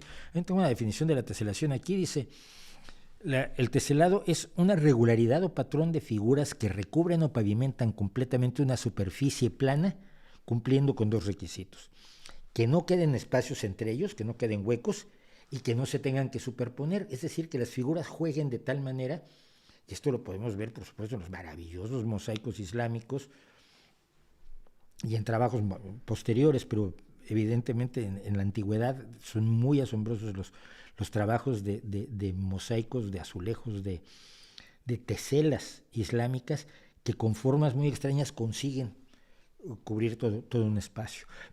Y de hecho, este hombre, Maurits Cornelius Escher, dos de los lugares que le inspiraron toda su vida para el trabajo que realizó fueron su visita a la Alhambra en Granada, donde hay unos mosaicos maravillosos. Yo acabo de tener la oportunidad de estar, todavía hace 3 años volví a la Alhambra, he estado 2 veces, y la Mezquita de Córdoba. La Mezquita de Córdoba que tiene también un trabajo artístico absolutamente impresionante. Con base en todo eso, Escher realizó lo que vamos a ver, seguro usted ya lo ha visto, sería rarísimo que no hubiera visto la gran mayoría de lo que va a mostrar. Primero que nada, que se llama relatividad. Esto se ha rehecho en cine, se ha utilizado, se ha recreado en cine, se ha utilizado en fotografía, lo han tomado otros pintores, porque juega con la idea de precisamente la relatividad, la escalera que sube o baja. Si tú ves simplemente una escalera, no sabes si sube o baja hasta que ves una persona en ella. Pero cuando ves, por ejemplo, ahí arriba, en la parte superior izquierda, que en el mismo escalón un personaje sube y el otro baja, y que están uno atraído por la gravedad en un sentido y el otro en otro sentido perpendicular, creas el absoluto desconcierto que consigue visualmente Escher con esto, que es evidentemente imposible desde el punto de vista matemático.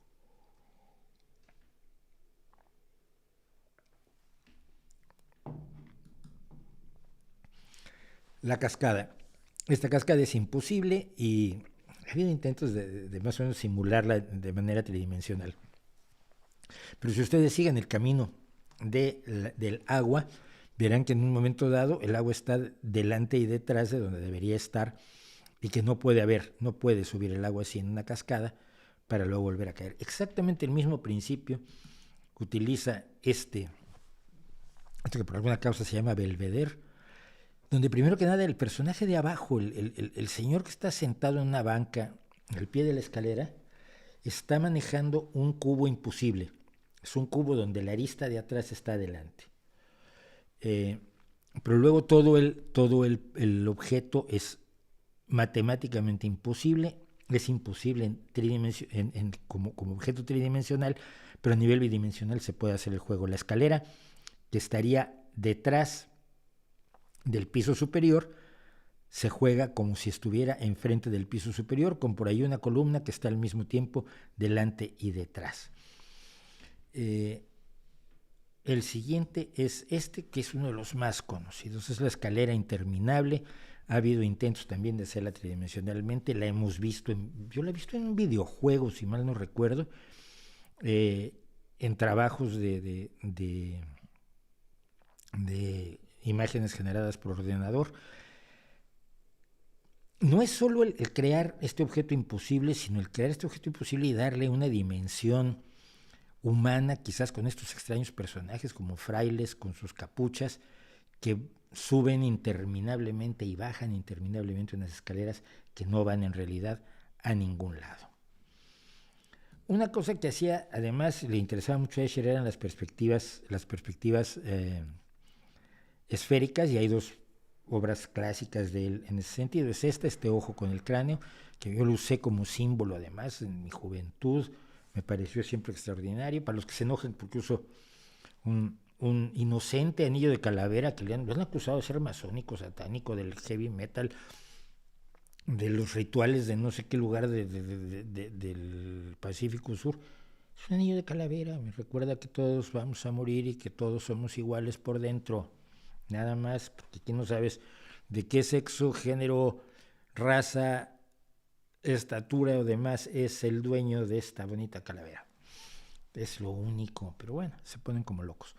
Y la perspectiva esférica de aquí la lleva a su extremo en esto que es su más famoso autorretrato de Escher,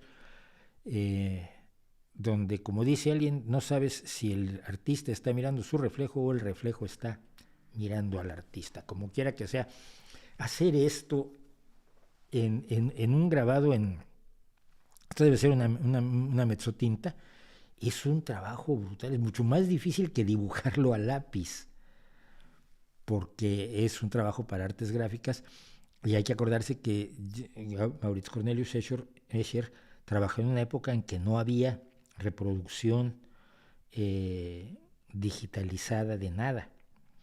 Las artes gráficas eran la única forma de poder hacer reproducciones, salvo que usaras fotografía, pero el trabajo además es de una exquisitez, independientemente de lo maravilloso que es, por ejemplo, ver a la mano reflejada en la parte de abajo del objeto reflejante, de la esfera reflejante, y esa deformidad que es atrapada maravillosamente por el autor. Y me gusta sobre todo a nivel de perspectivas, porque aquí él crea la perspectiva mediante la difuminación del color. Es un artista que trabaja poco con color, pero cuando empieza a trabajar con el color hace este tipo de cosas. Lo que nos da la distancia no es solo la diferencia de tamaño de los extraños peces voladores con 4 alas que nos está ofreciendo, sino el hecho de que los que están más lejos tienen menos color y su negro es un poco más gris. Esto es lo que nos da una profundidad similar a la que nos podría dar una visión real. Este es uno de los fenómenos de teselado, de creación de mosaicos que interpreta de manera tal que crea una transformación Escher. En este caso, un pez se acaba convirtiendo en un ganso.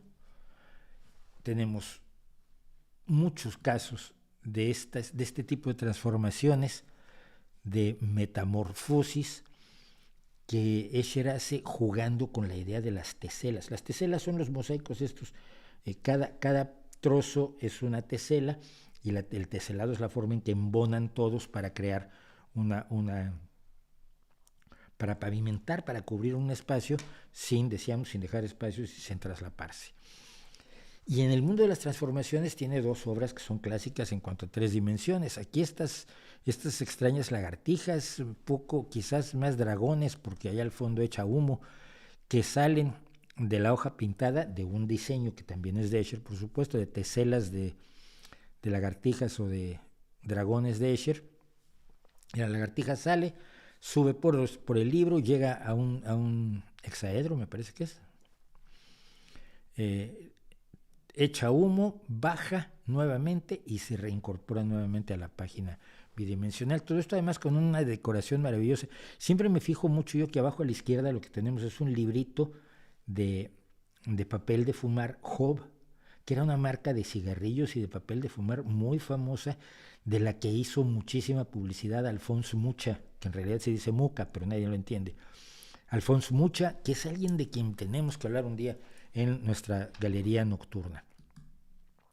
Pero a nivel de transformación, este es famoso, porque son dos manos dibujándose a sí mismas y que también surgen de lo bidimensional a lo tridimensional con una imaginación extraordinaria por parte de Escher. Y finalmente voy a dejar esto puesto porque es el último grabado que hizo en su vida en 1977 don Maurits Cornelius Escher, con una simetría triangular, donde cada una de las serpientes forma una parte de un triángulo o de varios triángulos, que además están entrelazados con una serie de círculos que forman a su vez un mosaico. Este es un sujeto que a mí siempre me ha gustado, me ha llamado muchísimo la atención, lo he usado como portada, lo he usado como inspiración incluso de cuentos, y me parece que aunque es recordado y está presente en todos lados, nunca está por demás recordarlo porque está allí don Maurits Cornelius Escher.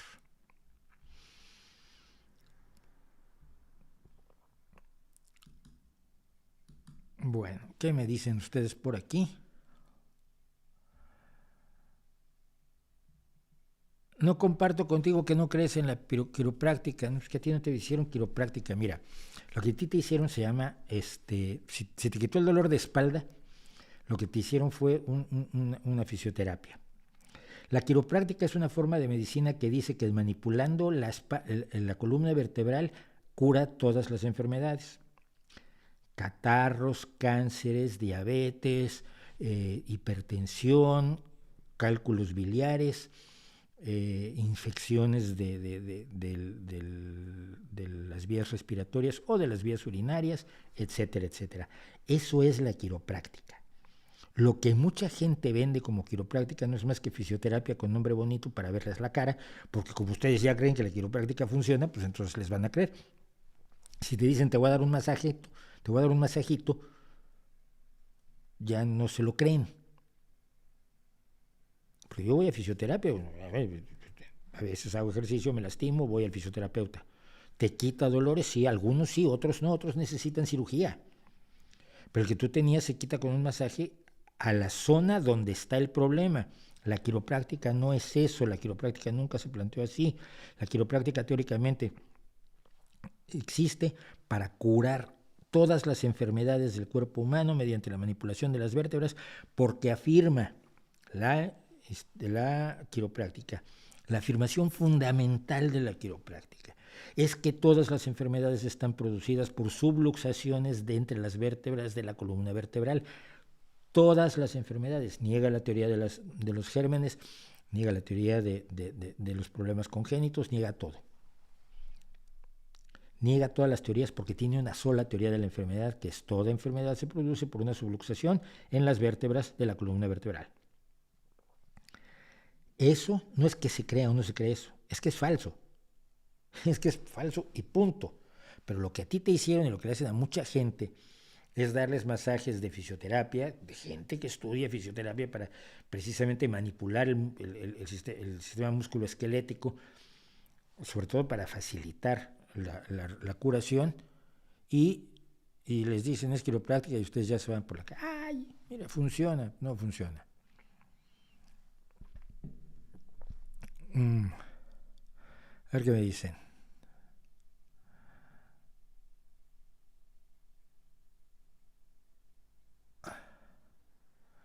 Los medicamentos alópatas que no existen. Alopatía es una invención de Hahnemann. Como él le puso homeopatía a su embuste, dijo que los otros médicos eran alópatas.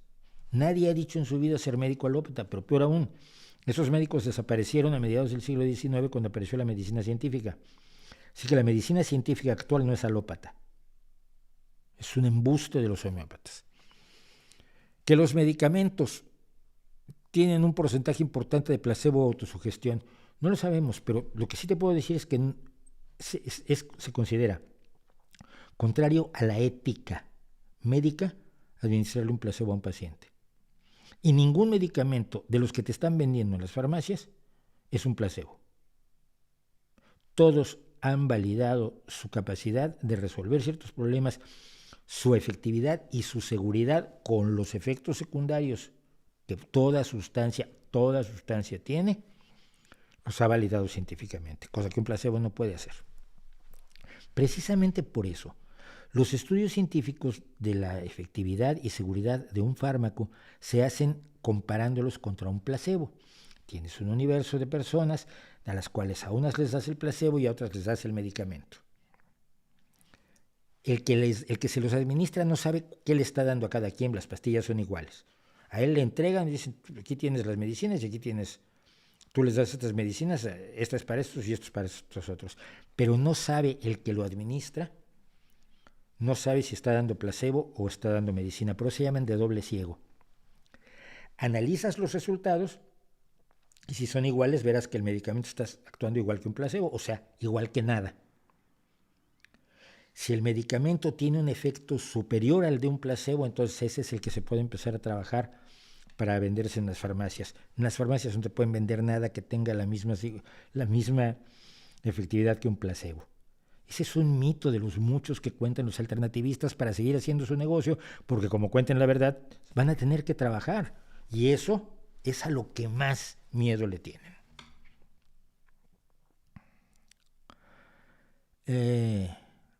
¿Cuáles son sus personajes favoritos?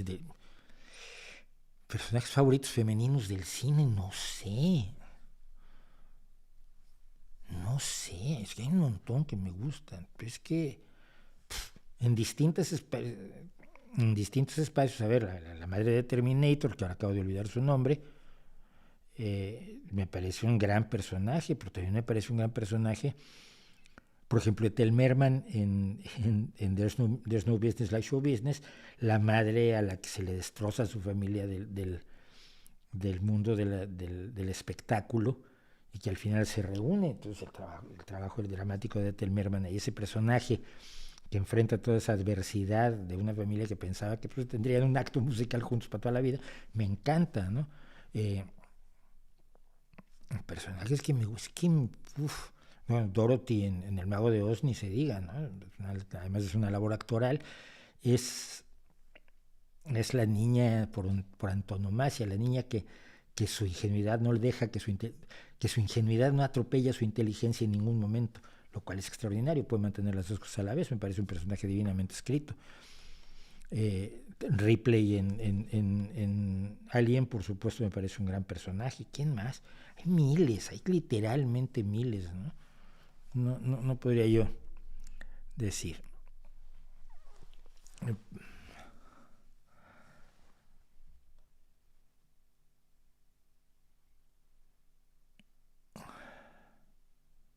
Bueno, voy a ir a otra cosa que quería mencionar el día de hoy. Miren,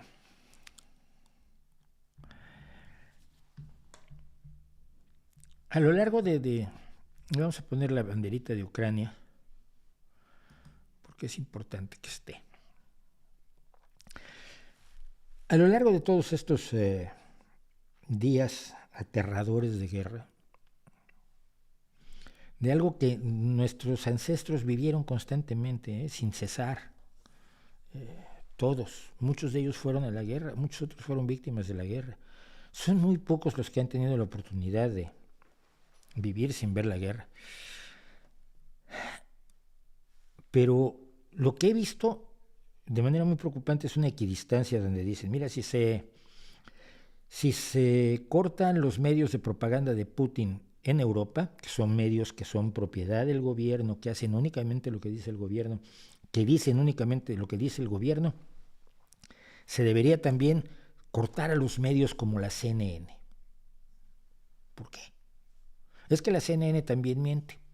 Si miente, habría que llevar a los tribunales. ¿Por qué puedes llevar a los tribunales?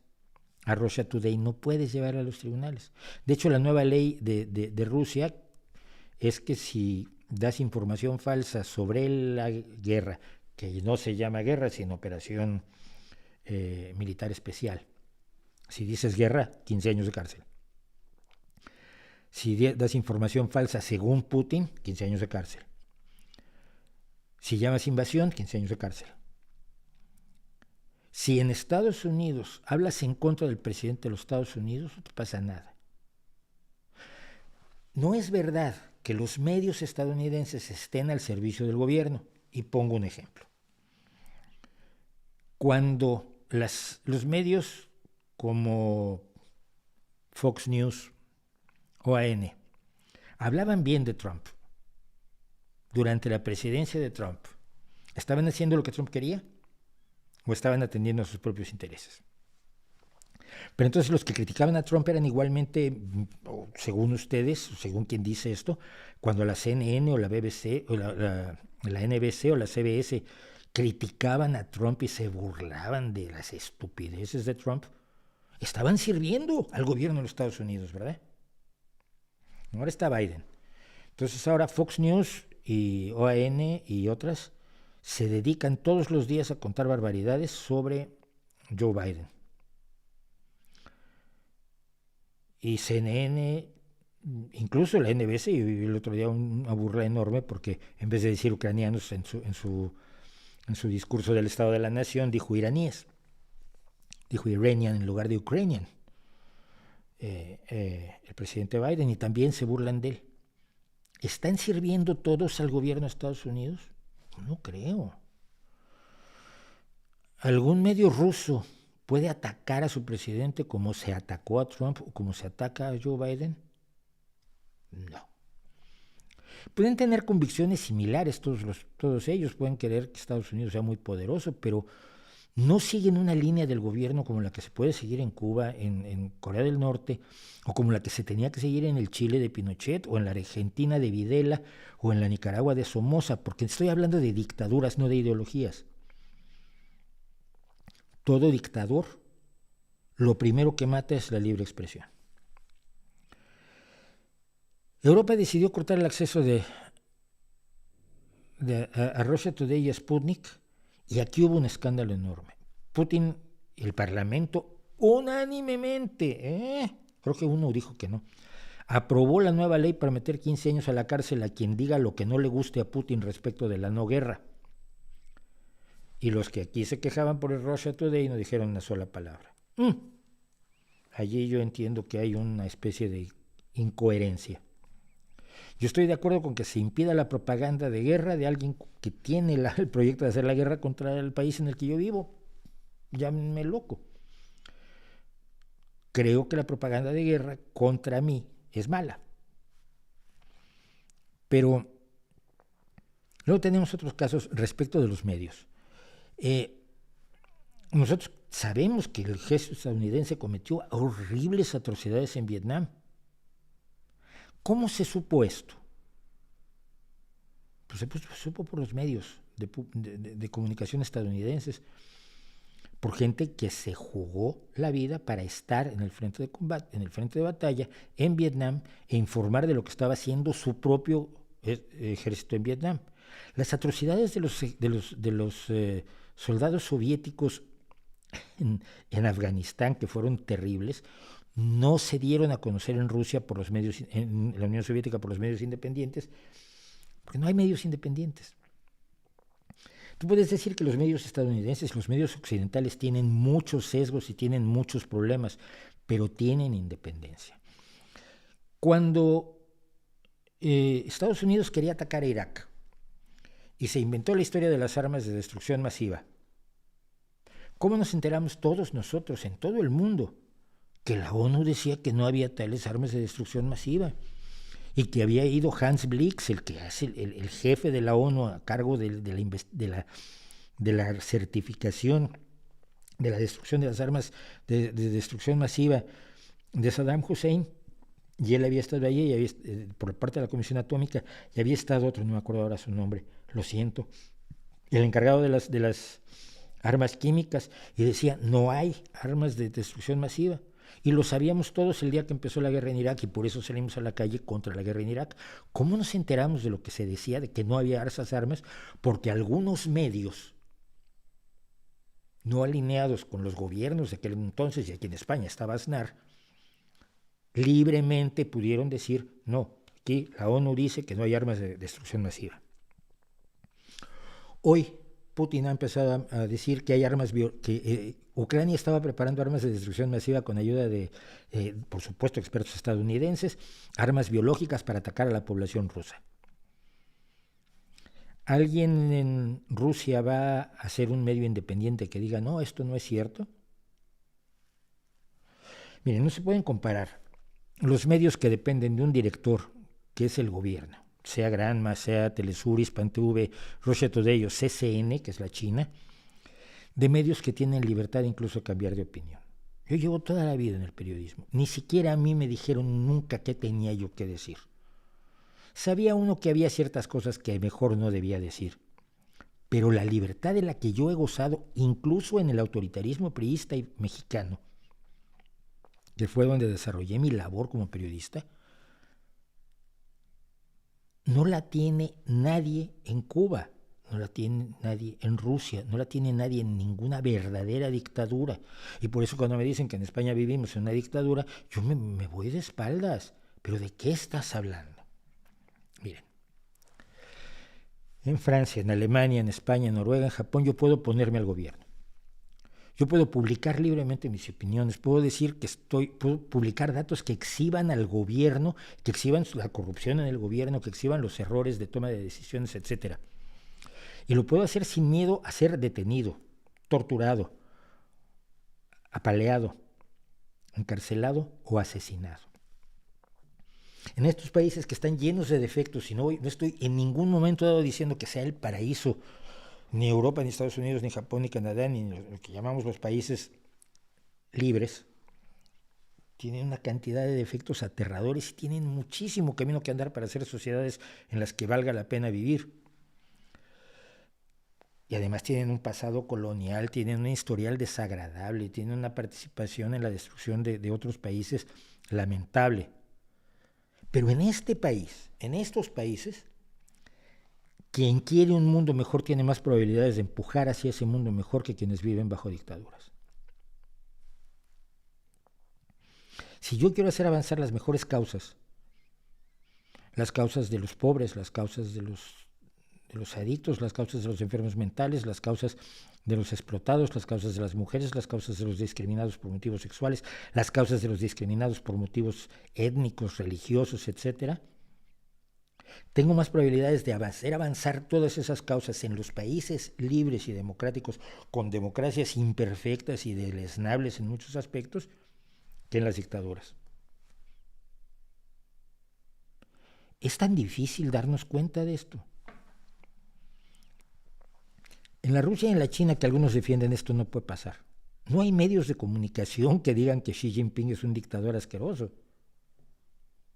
Hay medios de comunicación en Estados Unidos que dicen que Biden es un dictador asqueroso, y hay medios de comunicación en España que dicen que Pedro Sánchez es un dictador asqueroso. Es más, en el propio partido, dentro del propio PSOE, yo pude haberme opuesto a Pedro Sánchez porque me puse Pedro Sánchez y estuve con la candidatura de Susana Díaz, y sin embargo no me pasa nada ni siquiera dentro de mi partido, donde se permite la pluralidad de opiniones. En las dictaduras no hay pluralidad de opiniones. En estos países tan despreciables se puede hacer Wikileaks, se puede hacer a periodistas que cubren cosas como los papeles de Panamá, que descubren cosas como los papeles de Panamá o como el caso Odebrecht. Esos casos, que serían casos que podrían hablarse de la mafia rusa, por decir algo, o del capitalismo de amiguetes de China, no se pueden publicar en Rusia y en China porque son dictaduras. No porque sean de izquierda, de derecha, de arriba, de abajo, de centro, es porque son dictaduras. Quien crea que en Europa o en América, Europa o América no tienen autonomía y son realmente títeres de Estados Unidos, como me lo dicen, respecto de la OTAN, cierran los ojos al hecho que Europa tiene sus propias estrategias, sus propios intereses, sus propias necesidades, y está con Estados Unidos cuando le conviene, como todo el mundo está con quien le conviene.